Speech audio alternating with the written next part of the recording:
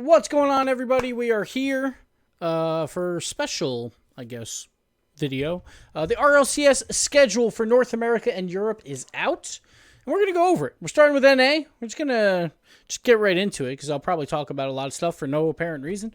But hey, whatever. Let's get into it. So, the opener for the season is the Peeps, the current kings of Rocket League. I know that sounds weird, but technically, the current kings of Rocket League, the Peeps, who will have an org by then, as long as Rlcs is true to his word. We got the Peeps versus Ghost Gaming to open the season. Now, Ghost, I saw one Reddit comment. I didn't actually go back and fact check this, but has never won a week one game, supposedly, from that random Reddit user, and I'm going to believe him.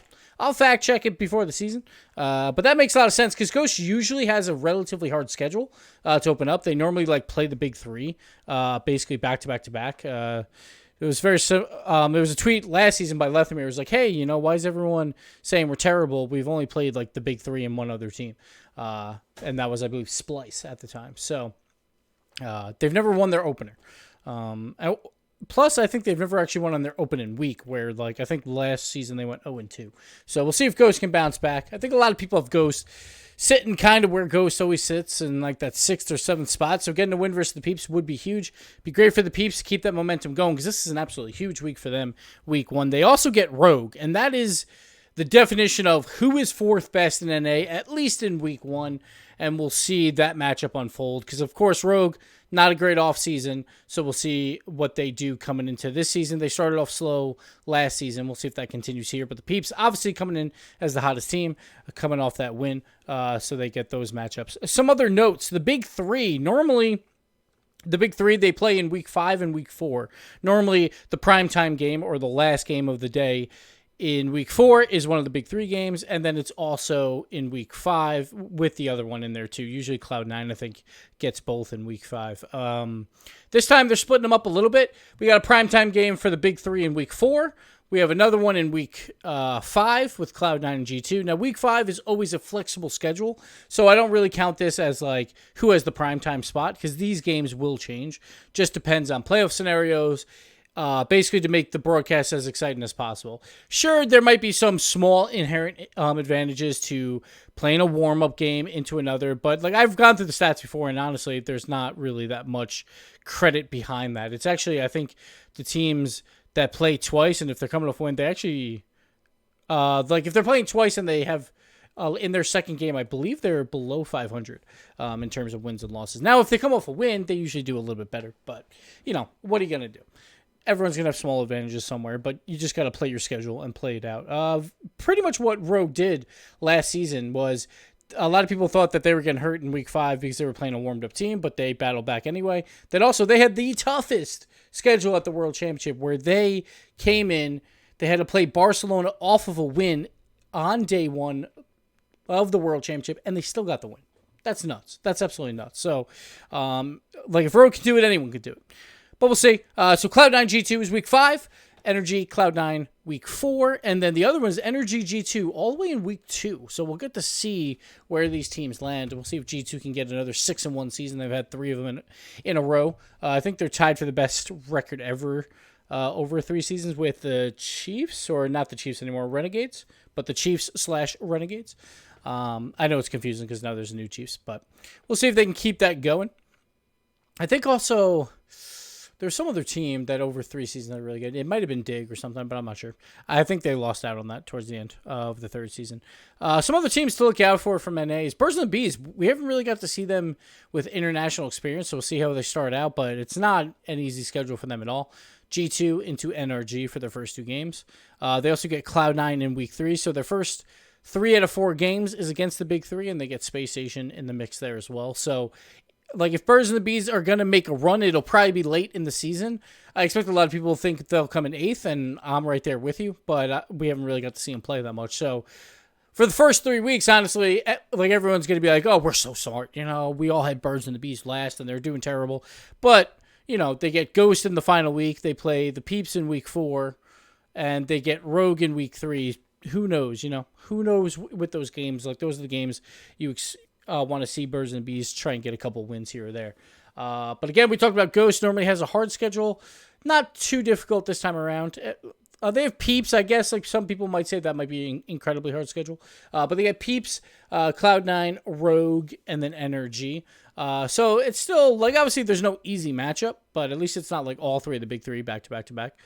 They do get 2 out of the big 3 in their first 4 games, but if you want to make playoffs or if you want to do well, you're going to have to beat your peers, and I think a lot of people have the big 3 still probably a little bit above, but it might change this season. But you got to beat your peers, right? So Ghost Gaming's got to beat teams like the Peeps and Rogue. They will get some easier matches, or at least one easy matchup towards the end, where they play Birds and the Bees, which again I think everyone thinks will be 8th, but who knows? Some other notes: Cloud9, they have a relatively tough schedule at the end. They got G2 and Rogue and Energy as their last 3 games. So the 3 teams that finished top 4 last time around. So a little bit of a lopsided schedule for them, which is normal for the big 3 to play their tougher games towards the end of the season to make it a little bit more exciting. But yeah, I think that's pretty much all I got for this one.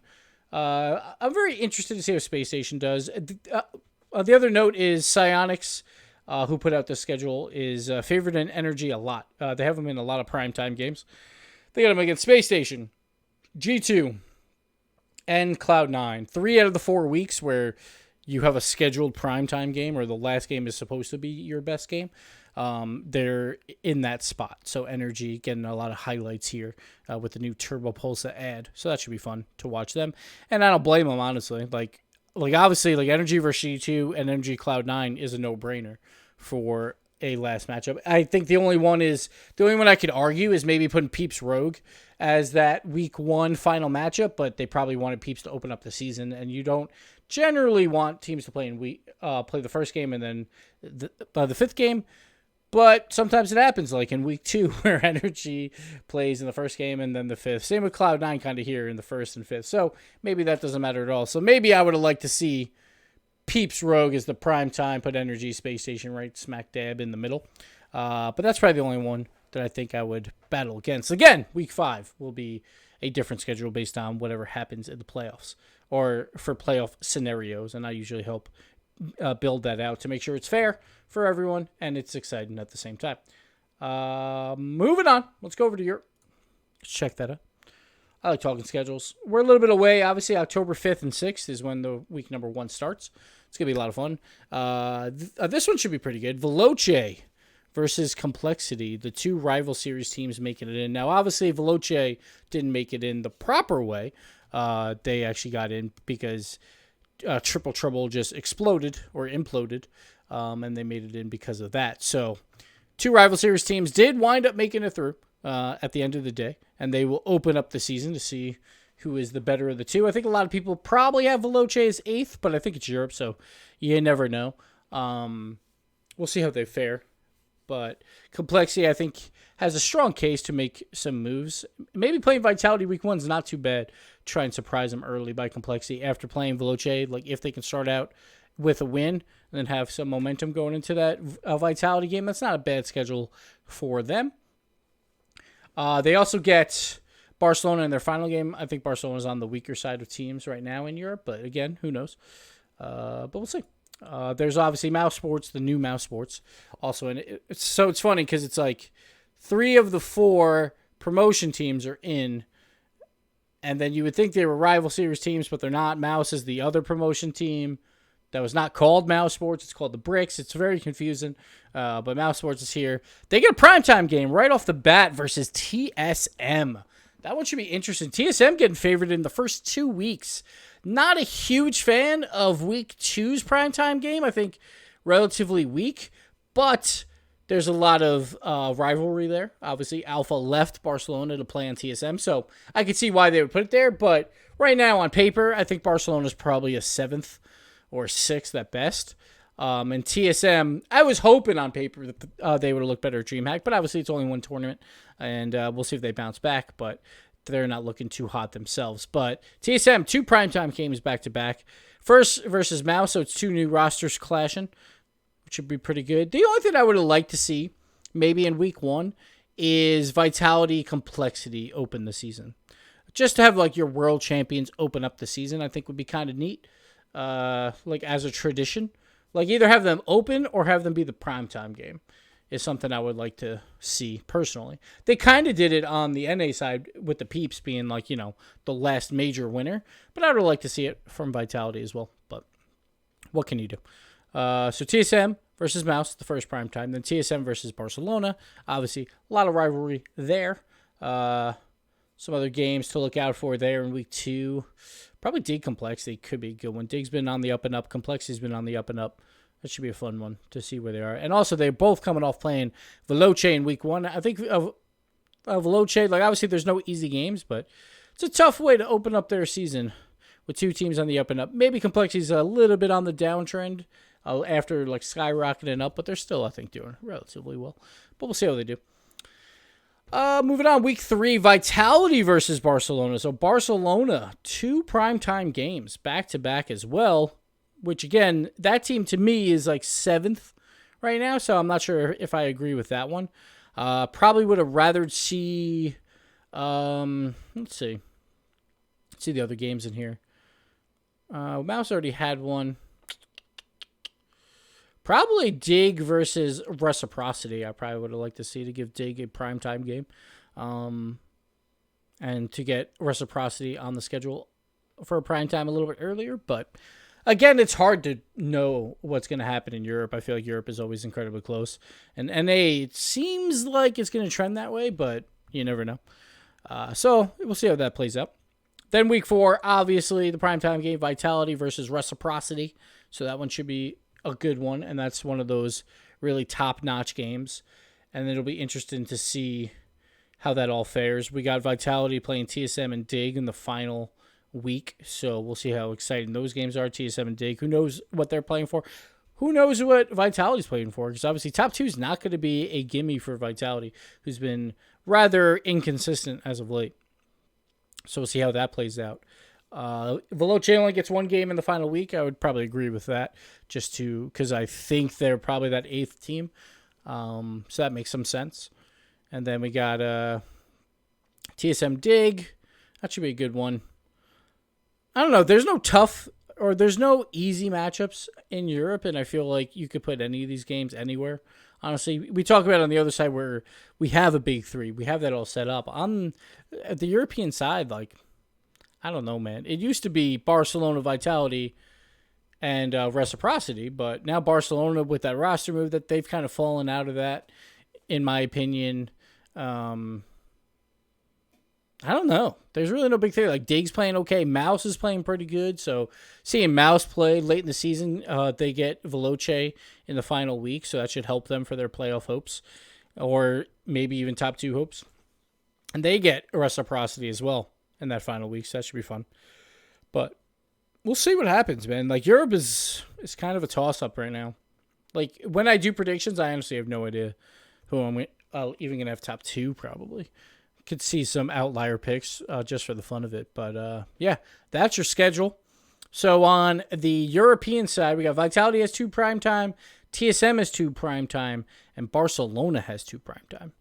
So a little surprising that Barcelona and TSM, maybe more so Barcelona. I think TSM on paper, once again, looks like one of the favorites, but obviously they had a bad dream hack. So we'll see. But it is a little surprising to see Barcelona up there twice for the primetime series. But besides that, Reciprocity only getting 1, Mouse even only getting 1, after their incredible offseason.